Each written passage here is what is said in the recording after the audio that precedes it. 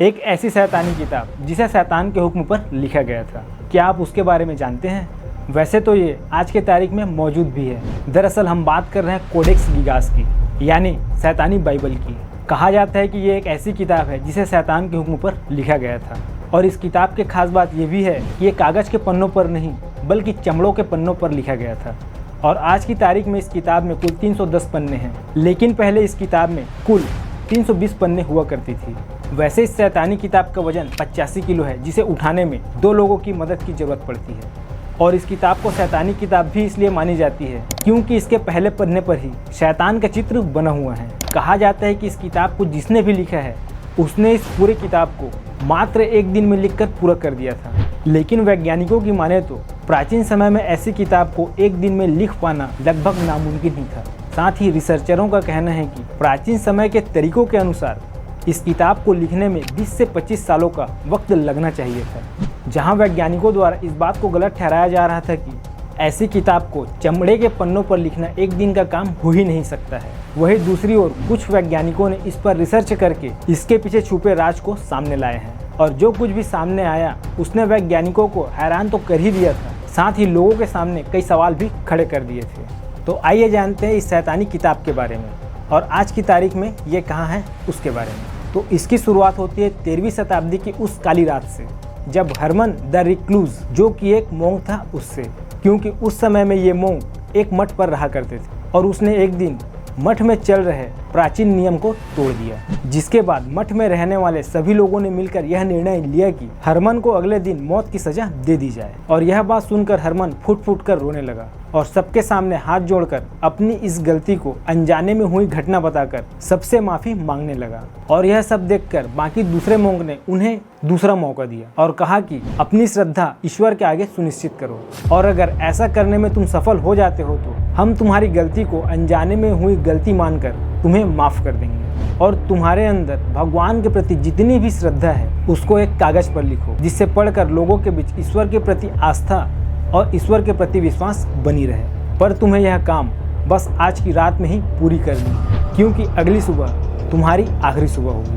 यह सुनकर हरमन बहुत खुश हुआ, क्योंकि उसे जीने की एक नई राह मिल चुकी थी। उसको अपने आप पर पूरा भरोसा था कि वह ऐसी किताब 1 दिन में पूरी तरह से लिख देगा। फिर उसने यह काम 1 दिन में करने के लिए ठान ली और फिर उसने सभी मोंग को यह आश्वासन दिया कि ऐसी किताब वो 1 दिन में पूरी तरह से लिख के तैयार कर देगा, जिसे पढ़ने के बाद मानव की कल्पना ईश्वर के प्रति परिकल्पना से भी अलग हो जाएगी। फिर हरमन को बहुत सारे पन्नों और बहुत सारे स्याही के साथ में तहखाने में अकेला छोड़ दिया गया और बाकी जो भी लोग थे वो वहाँ से चले गए और सुबह होने का इंतजार करने लगे। इधर हरमन ने ईश्वर का ध्यान करके पन्नों पर लिखना शुरू कर दिया था और लिखते लिखते रात के करीब 12 बज चुके थे, लेकिन उसके बाद भी हरमन मात्र 2 पन्ने ही लिख पाया था।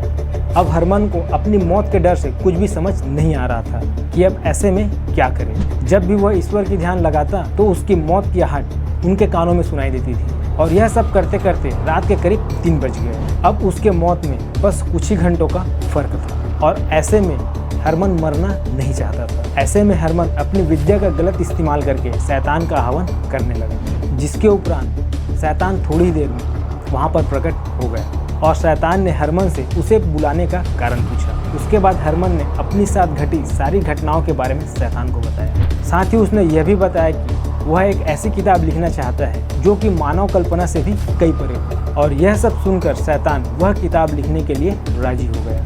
लेकिन किताब लिखने से पहले उस शैतान ने हरमन के सामने अपनी कुछ शर्त रख दी। वही हरमन अपनी मौत के आने से इतना ज़्यादा डर चुका था कि वह बिना कुछ सोचे समझे शैतान की हर बात को मानता चला गया। अब फिर देखते ही देखते रात से सुबह हो चुकी थी और सारे मोंग तहखाने की तरफ चलने लगे।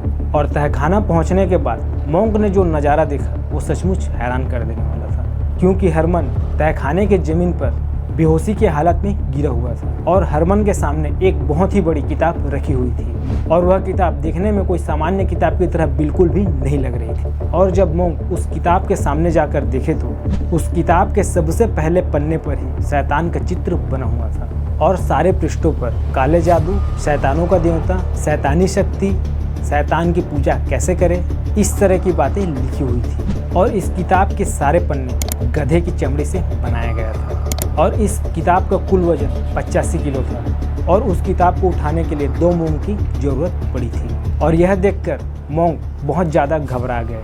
फिर उन्होंने हरमन को बेहोशी से उठाया और उससे ऐसी किताब लिखने का कारण पूछा, लेकिन हरमन उनकी बात का कोई जवाब नहीं दे रहा था। बस वो लगातार हंसते जा रहा था और कह रहा था कि शैतान की पूजा करो, शैतान ही सबसे बड़ा है और इस धरती पर सबसे शक्तिशाली सिर्फ शैतान है, इसके आगे भगवान भी कुछ भी नहीं। और हरमन की इस तरह की बातें सुनकर सभी मोंग डर गए और फिर उन्होंने हरमन को अपने साथ ले जा कर के दंड देने वाले स्थान पर ले गए।